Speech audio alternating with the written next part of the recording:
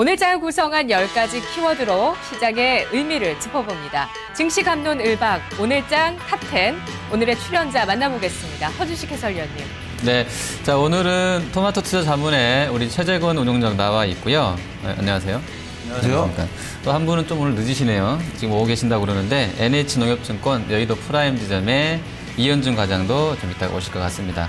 자, 오프닝 질문으로 지수 이야기 잠깐 좀 해보겠습니다. 오늘 코스피 연고점이잖아요. 종가 기준으로. 장중에는 뭐 거의 2020선도 갔다가 왔는데 짧게 지수 전망 어떻게 좀 하고 계세요? 일단 그동안 사실 외국인들이 7거래일 연속 이 매수가 8거래일입니까? 8거래일 연속 지금 매수가 들어오면서 2조 한 3천억가량 매수를 했습니다. 근데 사실 그동안 오른 지수는 삼성그룹 관련주들, 특히나 삼성만 지금 집중적으로 좀 매수를 하면서 우리 개인 투자자분들이 상당히 좀 이 지수 관련해서 지수는 이만큼 있는데 내 종목은 오른 게 없다. 오늘도 삼성만 샀죠, 외국인은. 근데 그죠? 일단 오늘은 그래도 좀 전체적으로 좀 고르게 샀습니다. 중국의 장중에 좀 잠시 후에 토론을 나눠보겠지만 PMI 관련 좀 지표 좋게 나오면서 그래도 어제보다는 조금 오늘이 좀 낫지 않나 저는 이렇게 좀 보고 있고. 아니, 지수를 그럼 어떻게? 일단 추가적으로 윗방향으로 끌고 갈 만한 건 없다고 좀 보여집니다. 일단은 이 정도에서 마무리된다고 보세요? 뭐 꺾이는 건 아니지만 뭐 탐색을 좀 할 것 같아요. 옆으로 좀 횡보를 하면서 할지 좀 더 보겠다. 아, 네, 알겠습니다. 자, 그러면 본격적으로 오늘 장 탑10 시작해 보도록 하겠습니다. 먼저 키워드 보겠습니다. 권민아 앵커. 네, 자, 오늘 장 탑10 키워드 하나씩 풀어보겠습니다. 자, 중국 얘기 때문에 시장의 분위기 색깔이 조금 달라졌다고 살짝 언급해 주셨는데요. 첫 번째 키워드는 중국발 훈풍입니다.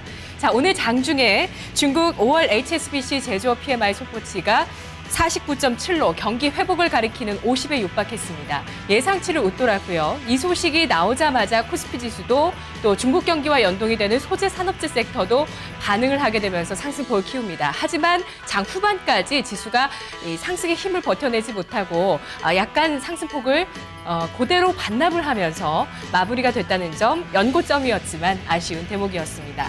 자, 두 번째 키워드는요. FOMC 의사록입니다. 자, 전날 조기 금리 인상론이 대두됐었죠. 특별한 호재를 FOMC 의사록에서 제공하지 않았지만 금리 인상 시기에 대한 그 걱정은 다소 덜었습니다. 그런 점에서 미국 증시 1% 가까운 상승을 보였습니다. 세 번째 키워드입니다. 세 번째 키워드는 밥솥주인데요. 3년째 목마르고 있는 이 IPO 시장이 다시 활기를 띨 것으로 보입니다. 현재 밥솥업계 1위 쿠쿠전자도 상장을 준비하고 있는데 이것 때문에 리온쿠첸과 또 PM풍령 같은 상장주들도 기업 가치가 재평가될 수 있다는 기대감이 있습니다. 또 쿠쿠와 또 리온쿠첸이 제습기와 정수기 시장에 새롭게 진출하면서 성장 동력을 노리고 있다고 하는데요. 자, 이 세 가지 키워드를 통해서 토론해 보겠습니다. 허 의원님. 네, 자 중국발 훈풍하고 FOMC 의사록 그리고 이제 밥솥주 이렇게 올라와 있습니다. 요 중에서는 뭐 FOMC랑 밥솥도 좀 좋아 보입니다만 오늘 아무래도 1등 공신 중국발 훈풍 보겠습니다. 오늘 PMI가 이 정도면 잘 나온 거죠? 서프라이즈죠.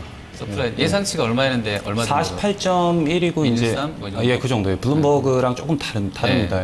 측정한 데만 좀 달랐는데 실제로는 얼마로 나왔죠?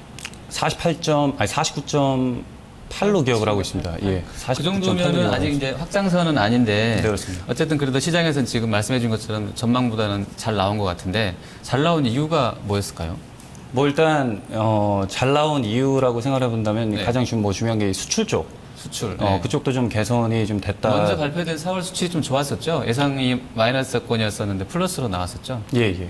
일단 분위기는 좀 뛰어났었고 또 좋았던 이유가 수출 말고 일단 뭐 사실 HSBC 이 통으로 봤을 때 이 세세하게 좀 풀어보면 뭐 잘 나온 부분도 있고 안 나온 부분도 있는데 전체적으로 일단 놓고 봤을 때 사실 이 당초에서 이 시장의 예상치보다 앞서 언급을 해주셨지만 정말 크게 잘 나왔습니다. 여전히 기준선이라고 하는 50보다는 하회지만 이번 결과로 인해서 일단 6월 달까지도 뭐 추가적으로 좀 상승 국면 그리고 좀 사실 어떻게 보면 계절적 성수기에 지금 돌입을 했기 때문에 정말 잘 나와야 시장에서 좀 많이 바라고 있을 때 그 타이밍에 좀 잘 나온 게 아닌가 좀 적절하게 잘 나왔다. 제가 지금 그 차트를 우리 거의 어디죠? 마르키트 발음도 어려워요. 영국의 마르키트라는 데서 여기를 이제 실시간으로 쏴주거든요. 기자들한테 뿌리는 게 일종의 보도자료인데 그걸 제가 보니까 전부 영어라서 제가 참 영어는 잘 안 되는데 전부 영어다 보니까 이제 뜯어서 봤는데 세부 항목 지금 전문가님 잠깐 이야기해 주셨는데 신규 주문하고 수출 지수는 확장선을 넘겼더라고요. 예. 5월 달에. 물론 이제 이게 한 85나 90%만 서베이해가지고 미리 내고 이제 6월 3일날 확정치가 나오는 거라서 좀 봐야 될 것 같긴 한데 어쨌든 이제 신규 주문 지수가 이제 선행하는 것으로 알려져 있기 때문에 이거 잘 나왔고 수출도 좋았기 때문에 그럼 뭐 다음 달 PMI는 뭐 볼 것도 없이 6월 달에는 확장선 넘어간다 이렇게 봐도 될 것 같은데 어떻게 생각하세요? 그 포인트도 사실 굉장히 좀 중요한 포인트를 짚어주셨는데 저는 네. 그거보다 조금 더 길게 보면 네. 자, PMI 지표랑 이 GDP랑 상관배수가 잠깐만 인사하겠습니다. 과장님 나오셨네. 안녕하세요. 네, 안녕하십니까. 네, 오늘 왜 늦으셨어요? 죄송합니다. 전철로 오셔야 돼. 여의도 계시죠? 예. 여의도에 계시죠? 예, 맞습니다. 아, 차 가지고 차가 막혔나요? 택시 타고 왔는데. 아, 택시가 막혔어요. 예, 그 내비가 자, 주소를. 소개를 좀 잠깐 드릴게요. NH농협증권 여의도 프라임 지점 이전중 과장입니다. 잘 부탁드리겠습니다. 잘 부탁드리겠습니다. 네, 저희가 지금 첫 번째로 중국 PMI 이야기하고 있었거든요. 예. 아까 제가 여쭤봤던 얘기 계속 가죠. 말씀을 드리면 네. 이 현 시점에서 일단 중국 PMI, HSBC, 중소기업 위주의 PMI 지표가 좀 잘 나오게 되면서 네. 일단 안도감을 지금 확인을 했고요. 아니. 그러니까 수출이랑 신규 주문이 좋았기 때문에 다음 달도 그렇죠. 저는 지금 다음 달에 무조건 50선 넘는다. 이 부분에 대해서 어떻게 생각하시냐고.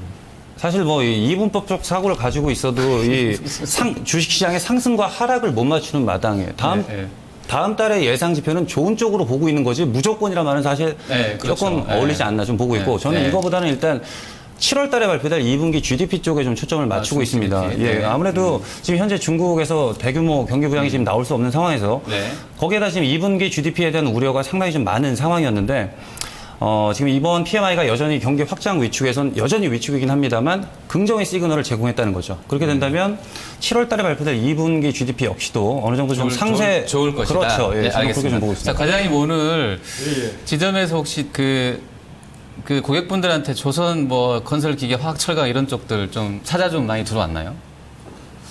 아니요. 안 들어왔어요? 예. 그러면 이미 다 기존에 갖고 계신 쪽들이 맞나요?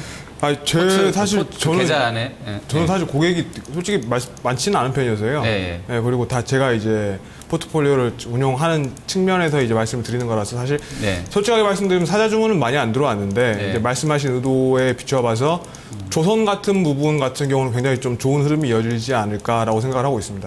그런 쪽은 그러면 예. 오늘 PMI가 일단 확장선 밑으로 나오긴 했는데 조금 이제 개선될 여지 아까 이제 예. 이 최저금 운용력은 좀 길게 봐서 7월 달까지 벌써 얘기를 해주셨는데 예. 좀 좋아 보인다. 그러면 지금 구간대에서 이런 종목들 뭐 LG화학이나 뭐 현대미포나 롯데케미칼 이런 쪽 공략이 지금 가능할까요? 들고 가야 된다고 보세요? 단기적으로는 이제 트레이딩 매매 관점에서는 뭐 불가능한 건 아닙니다만은 네. 일단 아시겠지만 이제 구조적으로 이제 과잉 투자, 설비 증설이 지금 좀 과도적으로 좀 진행이 돼 있기 때문에 네. 사실 주식시장에서 저희가 이제 장기적인 어떤 상승 트렌드를 갖다가 염두에 두면서 공략을 해야 되지 않습니까? 네. 그런 부분에 있어서 상당한 닫혀 있다. 계속해서 이러한 설비 투자, 과잉 투자였던 부분이 조금 해소가 돼야 되는 부분인데 여전히 철광석 재고라든지 굉장히 좀 심각한 상황입니다. 철강 재고라든지 화학도 마찬가지죠. 지금 계속해서 좀 뭐 특히 셰일가스가 이제 터지면서 자, 그러니까 예. 단기적으로는 공략 가능한데 길게는 그렇죠. 조금 애매하다 이런 쪽이신 거죠? 맞습니다. 예. 네. 전문가님은 우영룡님은 역시 7월 달까지는 좋아 보이기 때문에 지금 구간대에서는 매수. 일단 홀딩 뭐 이런. 저 역시도 네, 현 시점에서 짧게요. 뭐 네. 추세적 반등보다는 일단 좀 단기적으로 좀 보고 단기적인 정도에 네, 알겠습니다. 정리하겠습니다. 자, 중국의 PMI가 좋았는데 이 두 분 전문가님은 일단 단기적으로 관련주들 좀 보자 이렇게 하고 있네요. 자, 다음 키워드 살펴보겠습니다. 권민아 앵커. 네, 다음 키워드 보겠습니다. 자, 네 번째 키워드입니다. 인플레이션인데요. 원자재 가격이 들썩입니다. 다음 키워드 인플레이션. 최근에 이 고려아연과 풍산 같은 비철금속주가 니켈 가격 등 비철금속의 가격 상승에 따라서 신고가 부근에서 움직이고 있습니다. 다음 다섯 번째 키워드 현대하이스코입니다. 관련해서 보시면 될 것 같은데요. 이 원자재 가격 상승이 과연 풀려있는 유동성이 많기 때문일까요? 경기 회복의 어떤 가능성을 보고 있는 걸까요? 또 하나의 모멘텀으로 거론되는 것은 바로 자동차 경량화입니다. 친환경이 대세로 가게 되면서 차량 경량화가 자동차 업계의 숙제가 됐고 이에 따라서 비철금속이라든지 플라스틱의 수요가 늘어날 수 있다는 점 현대하이스코의 주가로도 나타나고 있습니다. 여섯 번째 키워드입니다. 에그플레이션인데요. 비료주들이 올해 급등세입니다. 알고 계셨습니까? 에그플레이션, 곡물 가격 상승 가능성 때문이라고 하는데요. 이에 따라서 지금 슈퍼 엘니뇨가 좀 발생될 수 있다라는 얘기까지도 현재 거론이 되고 있다는 점 확인하시고요. 7번째입니다. 음식료주입니다. 에그플레이션이 오면 음식료주에는 사실 부담인데요. 최근 원화 강세 수혜주이고 또 제품 가격 인상까지 하게 되면서 음식료주 1년 만에 업종 차트 최고치를 현재 기록하고 있습니다. 토론 시작해 주시죠. 네. 자, 두 번째는 인플레 관련된 이야기들이 좀 많네요. 인플레이션, 에그플레이션, 또 하이스코랑 이제 음식료 이렇게 네 가지 들어와 있는데 자, 이현준 과장님 이 중에서 좀 어떤 거 좀 보면 좋겠습니까? 일단 인플레 그 자체에 대해서 좀 논하는 게 맞다고 좀 판단하고 있습니다. 인플레이션이요. 예. 자, 인플레 지금 사실 근데 디플레 걱정하는 분위기인데 이 키워드를 이제 어느 분이 올렸나 모르겠는데 인플레이션을 보자고 하신 이유가 있을 것 같은데 어떤 이유로 저게 좀 지금 이제 어저께 FOMC 의사록이 발표됐습니다. FOMC 이제 의사록이 발표가 되면서 전체적으로 이제 그 내용을 쭉 살펴보시게 되면은 이제 인플레이션에 대한 우려도 지금 조금씩 고개를 들고 있습니다. 그게 뭐냐면은 물가 상승률이 지난 이제 3년간 연준이 정한 목표치가 있습니다. 자연적인 물가 상승률이 경제에선 굉장히 큰 도움이 되는데 그 부분이 지금에서 계속해서 예상치를 하회하고 있다. 그만큼 경제가 좀 안 좋았다는 얘기죠. 근데 사실 아시겠지만은 뭐 돈을 갖다가 뭐 QE 1, 2, 3 심지어 뭐 4라는 얘기까지 나올 정도로 얼마나 많이 돈을 풀었습니까?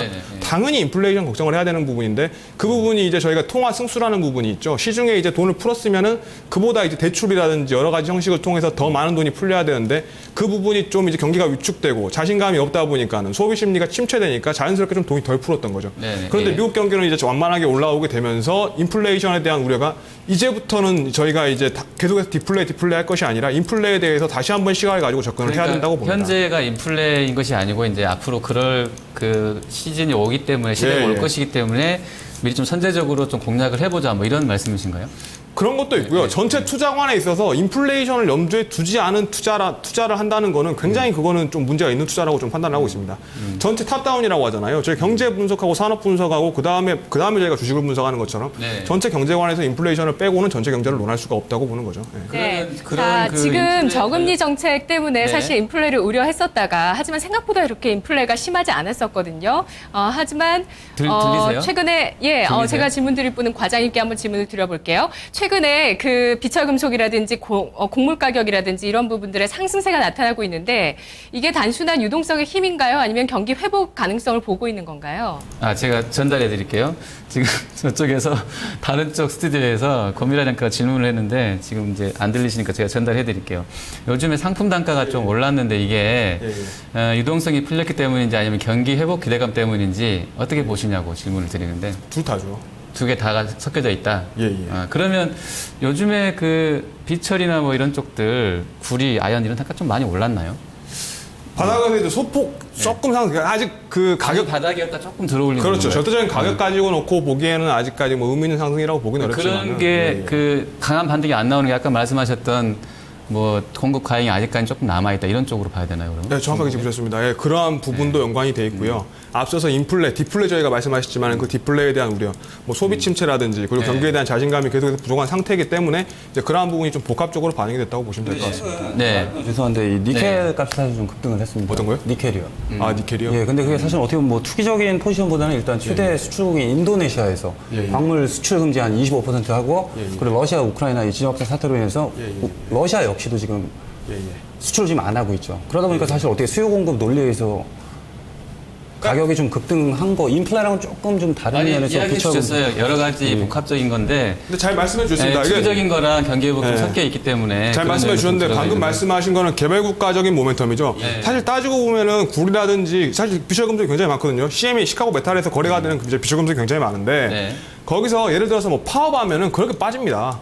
파업하면 뭐 금속 하나 빠지고 단발성 재료들이 원래 금속에는 많아요. 그러다 보니까 이제 그런 부분은 제외하고 인플레라는 우리가 큰 테마에 맞춰 가지고 전체를 갖다가 놓고 봤을 때 이제 그런 어떤 상품 가격들이 조금씩 반등을 시작한다는 말씀입니다. 그러면 앞으로 이런 쪽들이 좀 더 올라갈 수 있다고 보세요? 그런 단가들이? 그러니까 대부분 다 산업용 메탈이잖아요. 그죠? 산업용 금속이라고 보면 되는 거잖아요. 그런데 그 산업용 금속에 대한 어떤 투기적인 포지션을 취하는 거는 전 제한적이라고 봅니다. 가장 중요한 거는 중국 수요거든요. 산업용 금속. 그러면 안 된다고 보시는 입장이세요? 그런 부분을 갖다 크게 그러니까 그 비철 금속에 대한 투자를 논하는 게 아니라 네. 물가 상승이죠. 임금 상승에 의한 물가 상승이지. 그럼 소비재라든지 여타 물가가 동시에 상승하면서 네. 비철 금속도 따라 올라가는 거지. 비철 금속이 주요한 투자 수단이 된다고는 보지 않습니다. 수급 논리상 먼저 그렇습니다. 이쪽 수요가 돼야 원자재 값도 따라 올라갈 것이다. 그런 그렇죠. 논리신 거죠. 예. 그러면 이렇게 보시자고 하셨으니까 관련주들의 흐름을 좀 보셨을 텐데 이 인플레에 대비하는 관련해서 좀 종목군들의 흐름 어떤 것 좀 체크하고 계세요? 일단 뭐 대표적으로 고려아연, 고려아연이요? 예, 그리고 풍산.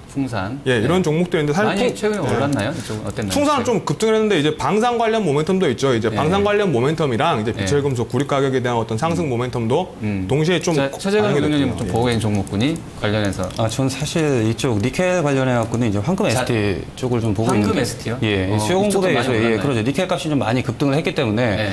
황금 ST 최근에 사실 굉장히 많이 올랐습니다. 그럼 그리고 앞으로도 간다고 보세요? 그런 테마들은? 일단 뭐 이 인도네시아에서 어떤 정책을 좀 펴는지 지금 네, 공급량을 좀 조절을 하고 있기 때문에 그게 조금 풀리게 된다면 오히려 뭐 추가적으로 가기보다는 오히려 좀 꺾이겠죠. 가격이 하락을 하면서. 전문가님은 예. 아니 과장님은 지금 그런 관련주들 지금 공략 가능하다고 보세요? 고려아연, 풍산, 뭐 서한 이런 쪽들?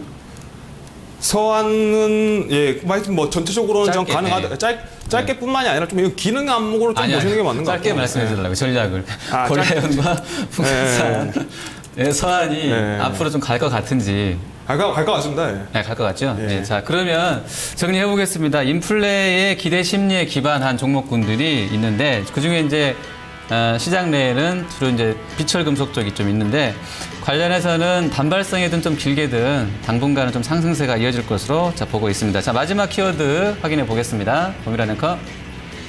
네, 다음 키워드입니다. 8번째 키워드는요. 페인트주의 급락입니다. 어제 건자재주 강세에 대해서 다뤘는데요. 지금 뭐 단열재, 마루, 창호, 가구, 그리고 페인트까지 모두 건자재 섹터 쪽에서 움직입니다.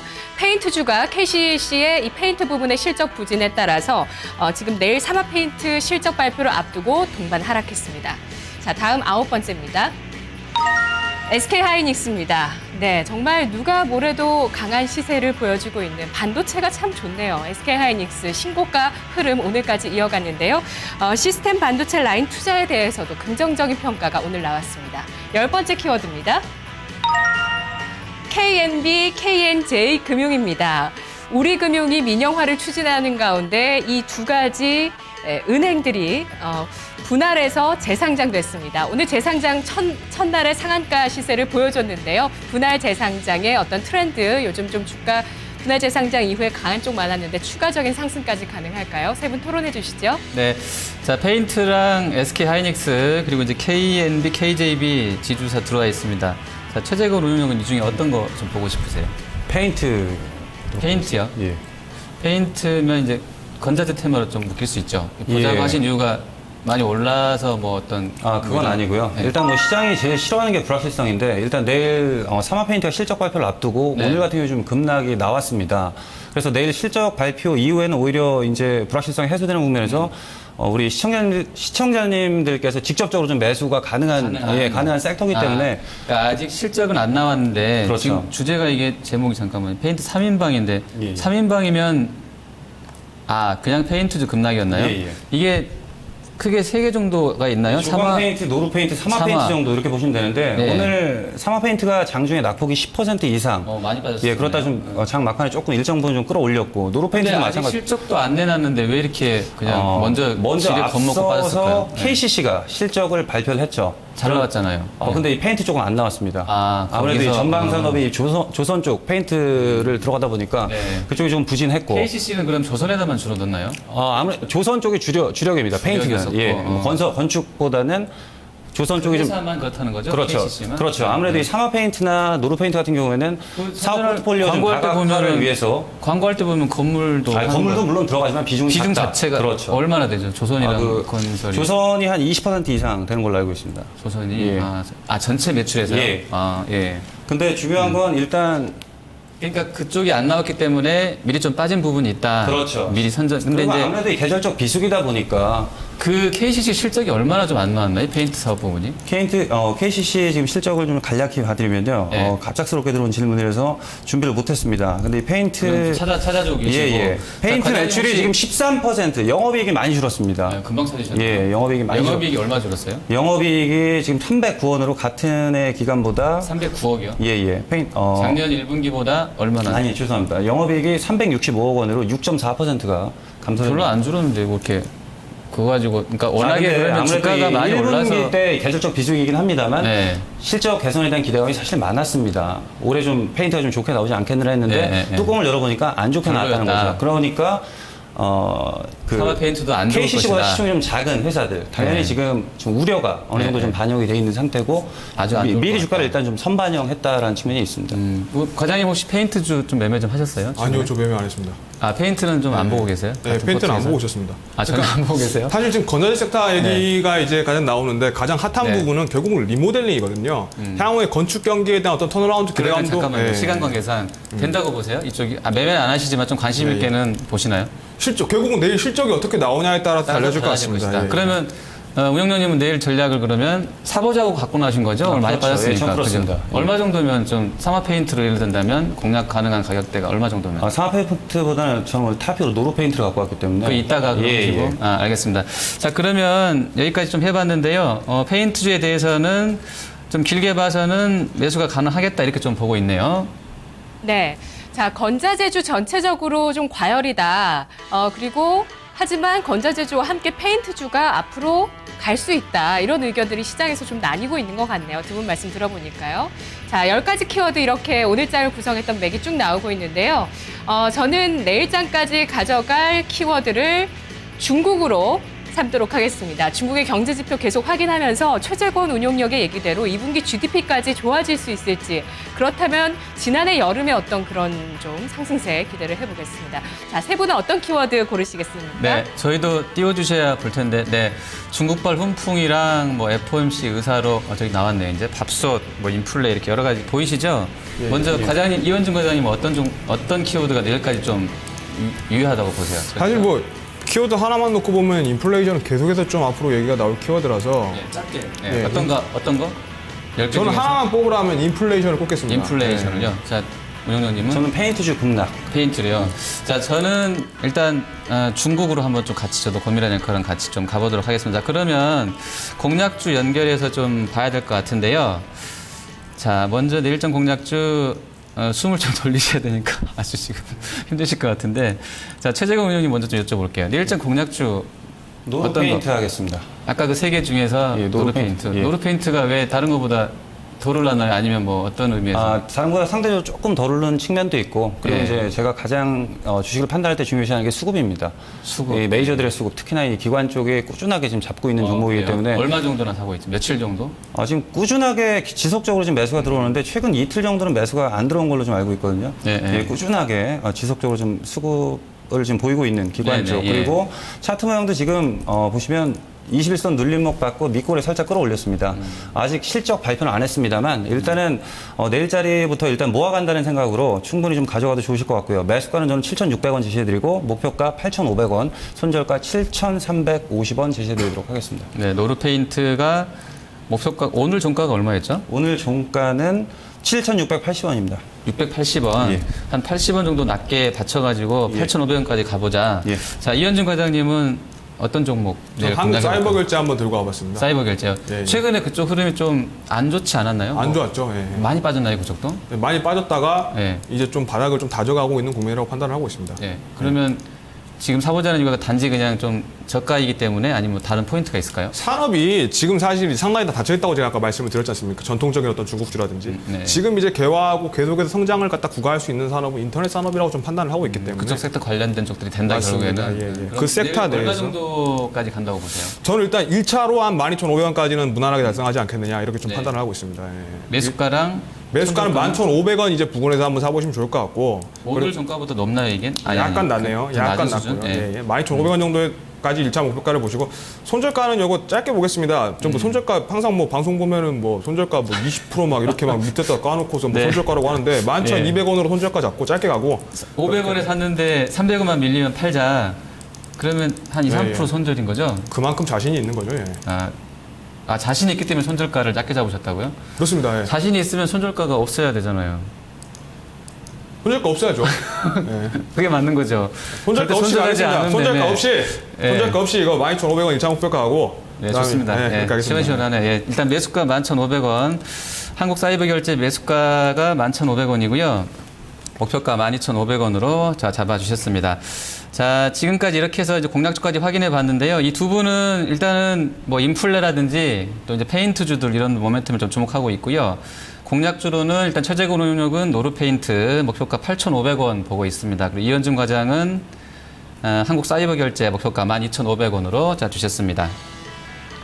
네. 질문을 잠깐 드려도 될까요? 다시 코스닥 지금 이현준 과장님 코스닥 종목 가지고 와주셨는데 특별한 이유 있으십니까?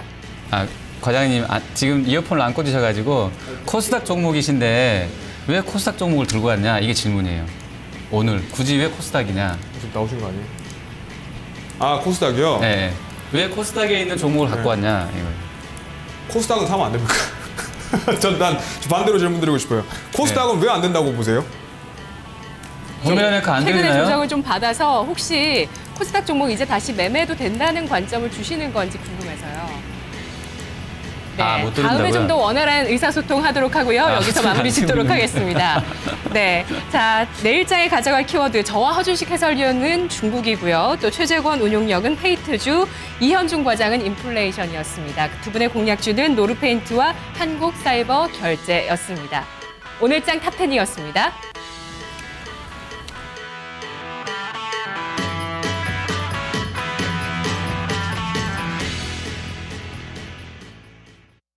네, 애플하고 중국 그리고 이제 가격 매력 때문에 이 순환매가 빠르게 돌고 있습니다. 내일도 추가적인 상승 기대해 보겠습니다. 시청해주신 여러분 고맙습니다.